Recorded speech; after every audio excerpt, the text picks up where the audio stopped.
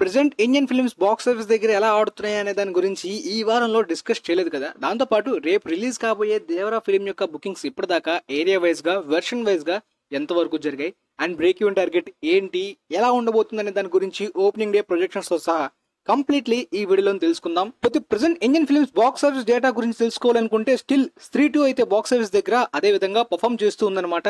ప్రస్తుతానికి film prime లోని rent కి వచ్చిందని తెలిసింది. But already piracy HD prints అయితే మాత్రం అవైలబుల్ గా ఆన్లైన్ లో ఉన్నాయి. బట్ స్టిల్ థియేటర్స్ పరంగా అంటే ప్రొడ్యూసర్స్ ఫిగర్ ప్రకారం అయితే 609 crore నెట్ ని క్రాస్ చేసింది. బట్ ట్రాకింగ్ ప్రకారం, ట్రేడ్ ప్రకారం అయితే సినిమా 581.5 crore నెట్ ని ఇప్పటిదాకా కలెక్ట్ చేసింది. సో మొత్తానికి ఆల్మోస్ట్ జవాన్ని బీట్ చేసినట్టే ఇండస్ట్రీ కి దగ్గరలో ఉంది ట్రాకింగ్ ప్రకారం. బట్ ఆల్రెడీ ప్రొడ్యూసర్ ఫిగర్ ప్రకారం ఈ సినిమా 600 crore క్లబ్ ని కూడా దాటింది కాబట్టి అందరూ ఇక ఇండస్ట్రీ హిట్ గానే డిక్లేర్ చేస్తారు.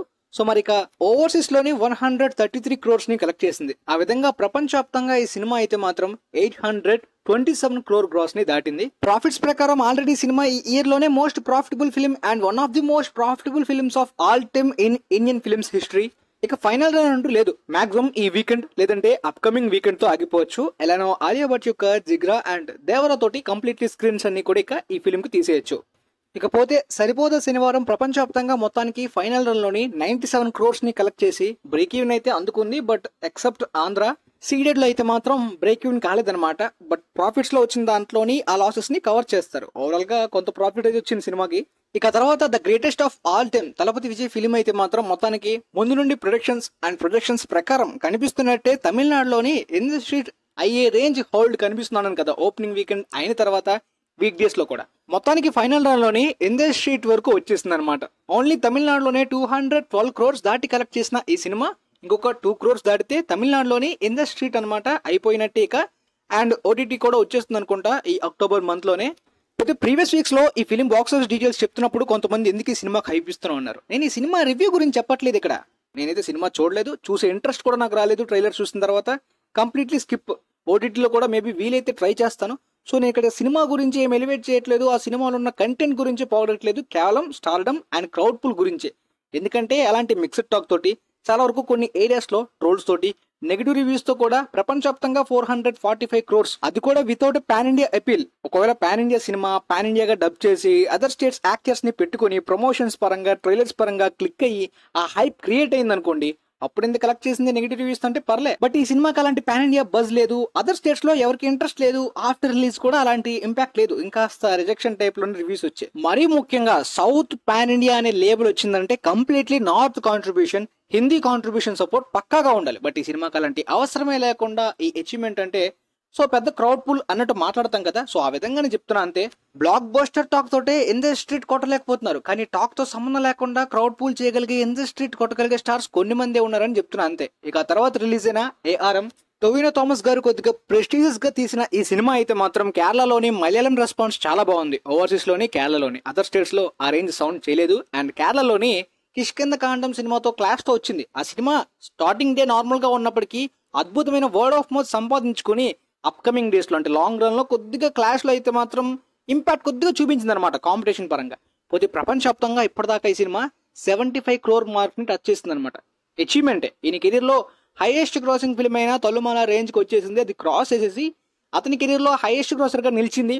మొత్తానికి ఆయన అనుకున్న దానికి, ఆయన కష్టపడిన దానికి ఫలితం దక్కినట్టే. మూవీ బడ్జెట్ కేవలం 10 to 15 crores లోపే అంట. ఆ తర్వాత సేమ్ డేట్ ని రిలీజ్ అయిన కిష్కింద కాండం సినిమా అద్భుతమైన వర్డ్ ఆఫ్ మౌత్ తోటి నార్మల్ ఓటీటీ టైప్ ఫిల్మ్ లా కనిపిస్తుంది పోస్టర్స్ లో, ట్రైలర్స్ లో. ఎలా ఉన్నా ప్రపంచవ్యాప్తంగా 53 crores దాటి కలెక్ట్ చేసే అద్భుతమైన ప్రాఫిట్స్ తోటి క్లాస్ తో వచ్చినప్పటికీ రెండు ఫిలిమ్స్ కూడా గట్టిగా విన్ అయ్యాయి అనమాట. రెండు ఫిలిమ్స్ కూడా ప్రాఫిట్స్ తో విన్ అయ్యాయి. ఇక ఆ తర్వాత మత్తు వదలరా పార్ట్ 2 బ్రేక్ ఈవెన్ ని కంప్లీట్ చేసుకుంది. అండ్ బాక్సెస్ దగ్గర ఇక రన్ అయిపోయినట్టే. రేపు రాబోయే దేవరా తోటి కంప్లీట్లీ ఇక ఆగిపోయినట్టే ఈ ఫిలిం యొక్క కలెక్షన్స్. పోతే ఫైనల్ రన్ లో ఇప్పటిదాకా 30 crores ని కలెక్ట్ చేసింది ఈ ఫిలిం. పోతే మొన్న నేషనల్ హాలిడే రోజు యోధురా అనే సినిమా రిలీజ్ అయింది. పర్సనలీ పోస్టర్స్ చూసినప్పుడు ఏదో completely cringe and scrap vibes వచ్చాయి. పోతే ఫిలిం రిలీజ్ అయిన తర్వాత కూడా కంప్లీట్లీ నెగిటివ్ రివ్యూసే వచ్చాయి.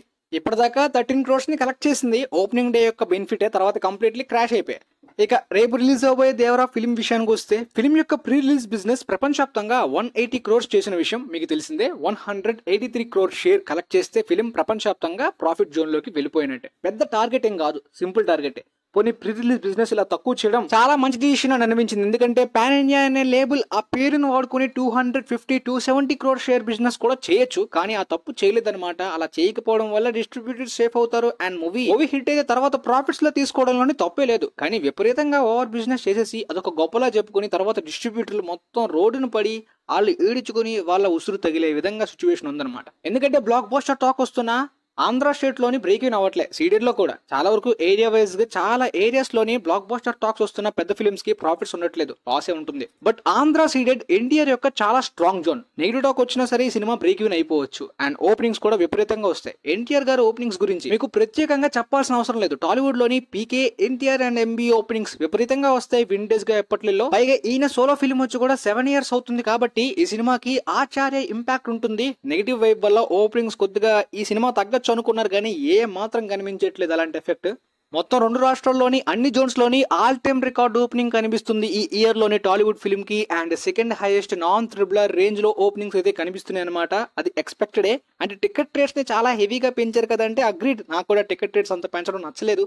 కానీ సినిమాకి అంత పెద్ద బిగ్ బడ్జెట్ ట్యాగ్ గానీ డైరెక్టర్ ప్రీవియస్ ఫిల్మ్ వల్ల కాస్త నెగిటివ్ ఇంపాక్ట్ ఉంటుంది. దానికి తోడు ట్రైలర్ కట్స్ ఏమైనా బాగున్నాయంటే రెగ్యులర్ ఆడియన్స్ లో అసలు ఇంపాక్ట్ లేదు. ఫ్యాన్స్ కి నచ్చుంటే ఏమో గానీ హానెస్ట్ గా చెప్తున్నా ట్రైలర్ కట్స్ బాగాలేదు. అండ్ ఆ ప్రొడక్షన్ వాల్యూస్, విఎఫ్ఎక్స్ అంతా లోగా చీప్ గానే కనిపిస్తున్నాయి క్వాలిటీ. ఒకవేళ ఈ అన్ని ఫ్యాక్టర్స్ కూడా పాజిటివ్ గా ఇంకా బాగా వర్క్ అయితే ఇంకా హైప్ జనరేట్ అయ్యేది. సో క్లియర్ గా మనం ఎక్స్పెక్ట్ చేయొచ్చు. ఆ ఫ్యాక్టర్స్ డౌన్ అయినా కూడా ఈ రేంజ్ హైప్ అంటే క్లియర్లీ టైగర్ పవర్ అనొచ్చు. అండ్ ఎన్టీఆర్ గారి వీకెస్ట్ జోన్ అంటే తెలంగాణ మాట్లాడుకుంటారు, ఆయన మార్కెట్ అక్కడ చాలా తక్కువ అని చెప్పి. బట్ బుకింగ్స్ లో అక్కడ కూడా ఆల్ టైమ్ రికార్డ్ రేంజ్ లో కనిపిస్తుంది. తెలంగాణలో ఎలానో బిగ్ ఫిల్మ్స్ అన్నిటికీ హైక్స్ నార్మల్ గానే ఉంటాయి, కానీ తెలంగాణలో రీసెంట్ గా హైదరాబాద్ బిగ్గెస్ట్ కాంట్రిబ్యూషన్ అనమాట.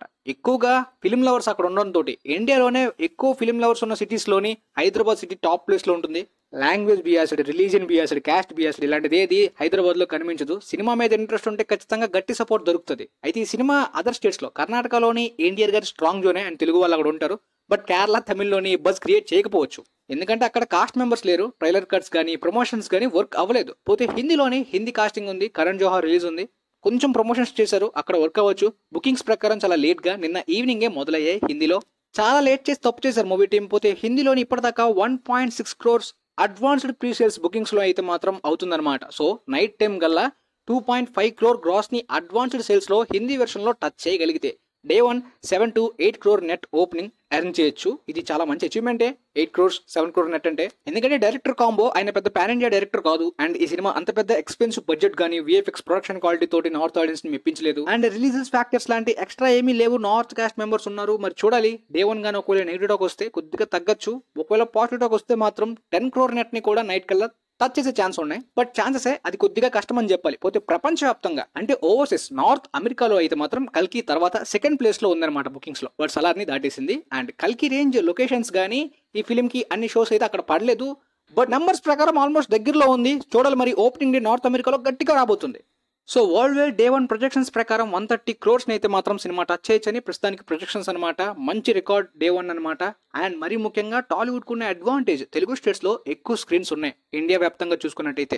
అండ్ నార్త్ అమెరికాలోని ప్రీమియర్స్ లోని $30-35 రేట్ పెట్టి ఎన్ఆర్ఏ దగ్గర గట్టిగా లాగగలిగే టాలీవుడ్ ఇండస్ట్రీ కాబట్టి, అంటే టికెట్ రేట్స్ అక్కడ ఎక్కువ ఉంటాయి అనమాట ప్రీమియర్స్ కి. బట్ అదర్ ఇండస్ట్రీ ఫిల్మ్స్ ఆ రేంజ్ లో పెట్టరు. ఈవెన్ హాలీవుడ్ ఫిల్మ్స్ కూడా అక్కడ $14-15 ఇంత తక్కువగానే ఉంటాయి. కాబట్టి టాలీవుడ్ పాన్ ఇండియా ఫిల్మ్స్ కి డే 1 100 crores కొట్టడం చాలా ఈజీ టాస్క్ అనమాట. అండ్ ఇక్కడ కూడా ఎక్స్ట్రా షోస్ గానీ ఎక్స్ట్రా హైక్స్ గానీ ఇవి కూడా బెనిఫిట్ అవుతాయి అనమాట. కానీ డే 2 గట్టి డ్రాప్ చూస్తాయి. అదే మరి చూడాలి. డే 1 60-65 crore షేర్ దాటి ఈ ఫిల్మ్ కలెక్ట్ చేస్తుంది కాబట్టి బ్రేక్ ఇన్ ఫైనల్ రన్ లో అయిపోవచ్చు. కానీ సినిమాకి ఫైనల్ రన్ అనేది చాలా ఇంపార్టెంట్ అనమాట. ఫర్ ఎగ్జాంపుల్ ఇప్పుడు నెగిటివ్ టాక్ తో కూడా ఇన్ ద స్ట్రీట్ టాలీవుడ్ లో కొట్టడం అసాధ్యం. సినిమాకి టాక్ బాగోకపోతే వీకెండ్ తర్వాత సర్దేస్తుంది సినిమా. ఎవరి సినిమా అయినా సరే టాలీవుడ్ లో అలా ఉంటుంది. నెగిటివ్ టాక్ తోటి లాంగ్ రన్ లాగలిగే క్రౌడ్ పుల్లర్స్ అయితే ఇక్కడ లేరనమాట ఇప్పటిదాకా. సో మరి టాక్ మీద డిపెండ్ అవుతుంది కాబట్టి రేపు ఈ ఫిల్మ్ కి టాక్ ఎలా వస్తుందో చూడాలి. నేను రేపైతే 7 AM ఆ షోకి వెళ్తున్నాను. వచ్చిన తర్వాత రివ్యూ పెడతాను. సో మొత్తానికి ఇప్పటిదాకా మీకైతే బుకింగ్స్ గురించి, బిజినెస్ గురించి, ఫిల్మ్ యొక్క పొటెన్షియల్ గురించి, ఓపెనింగ్స్ గురించి కంప్లీట్లీ బిజినెస్ వైజ్ గా ఒక నాలెడ్జ్ వచ్చింది అనుకుంటా. ఇండస్ట్రీ వర్క్ అయ్యే విధానం గురించి. సో మొత్తానికి నెక్స్ట్ రేపు వీడియోలో మళ్ళీ మొత్తం కలుసుకుందాం. వీలైతే ఈ వీడియోని మీ ఫ్రెండ్స్ లో ఉన్న వాళ్ళకి కూడా షేర్ చేయండి, వాళ్ళకి కూడా యూజ్ అవ్వచ్చు అనుకుంటున్నాను. And thanks for watching guys.